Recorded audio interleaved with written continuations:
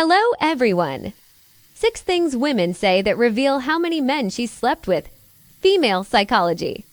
Have you ever encountered a woman who seems to say everything perfectly yet, for some reason, you still feel uneasy trusting her words? You can't quite explain it, but something doesn't sit right. That subtle discomfort isn't insecurity. It's your mind recognizing patterns you haven't fully learned to interpret yet. What many men fail to realize is this: women rarely lie outright about their past.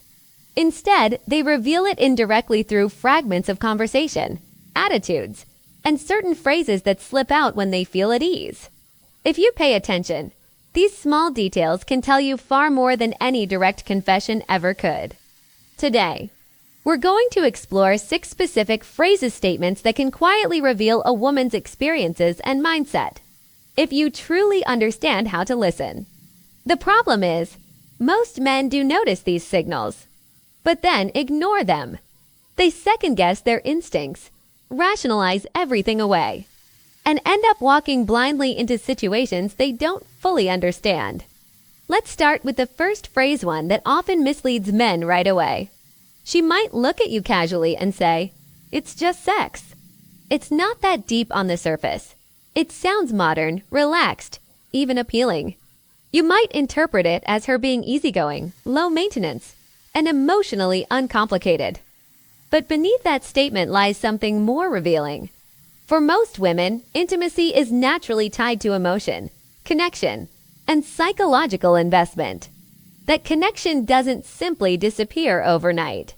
So when someone speaks about intimacy as if it carries no weight, no meaning, or attachment, it's not neutrality. It's conditioning. So when she says it's not a big deal, she isn't necessarily describing how she feels about you. She's revealing how she has trained herself to perceive the experience itself. And that distinction matters. Because while you may think you're building something meaningful, she may simply see it as familiar. Men often lose not at the level of attraction, but at the level of interpretation. They hear reassurance and relax, while someone more perceptive adjusts their understanding of the situation. Now consider the second phrase. Most men don't know what they're doing. At first, this might sound like confidence or self-awareness, but look closer. The phrase "most men" implies comparison, and comparison requires experience. It suggests she has observed enough patterns to form a general conclusion. This shifts the dynamic. You're not entering a fresh interaction. You're stepping into a framework where men have already been evaluated, categorized, and measured. Instead of being seen as entirely unique, you may be subconsciously placed into a pre-existing category. And here's the uncomfortable truth. The more someone generalizes, the less personal your interaction becomes. Instead of being experienced as an individual, you risk being treated as another example. The third phrase is even more revealing. "I don't get attached easily." Many men interpret this as a challenge, something to overcome. But that mindset often leads straight into emotional frustration, because this isn't just a personality trait. It's often a learned response. Emotional detachment doesn't typically come naturally. It develops over time, often as a form of adaptation. Repeated experiences can train someone to separate emotion from action, creating distance as a form of protection. So if someone can be close to you without forming attachment, it's not necessarily about your uniqueness. It may reflect how accustomed they've become to that dynamic. The fourth phrase, "I've seen it all." This one directly affects ego. Many men respond by trying harder to impress, believing they can stand out.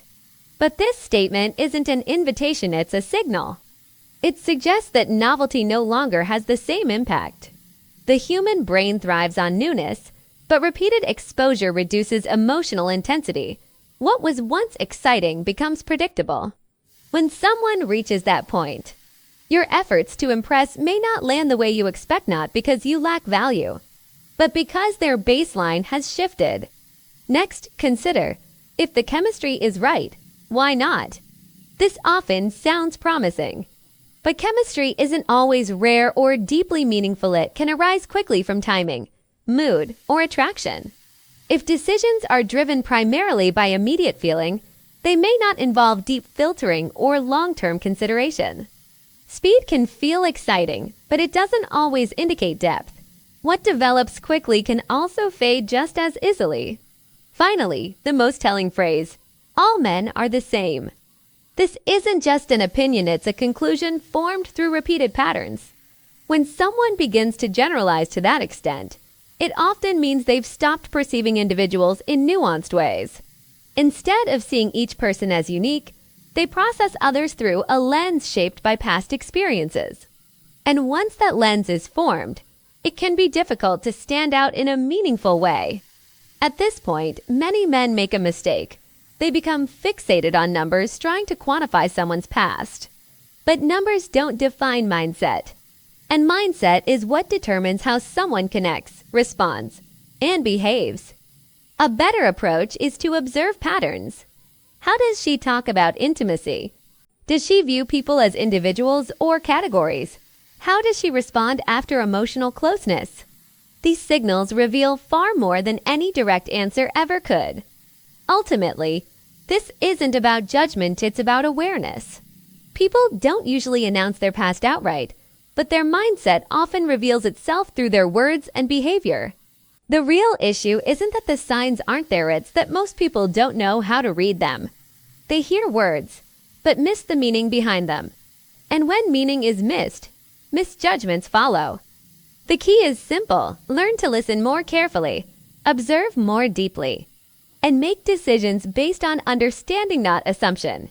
Because real control doesn't come from chasing, it comes from choosing.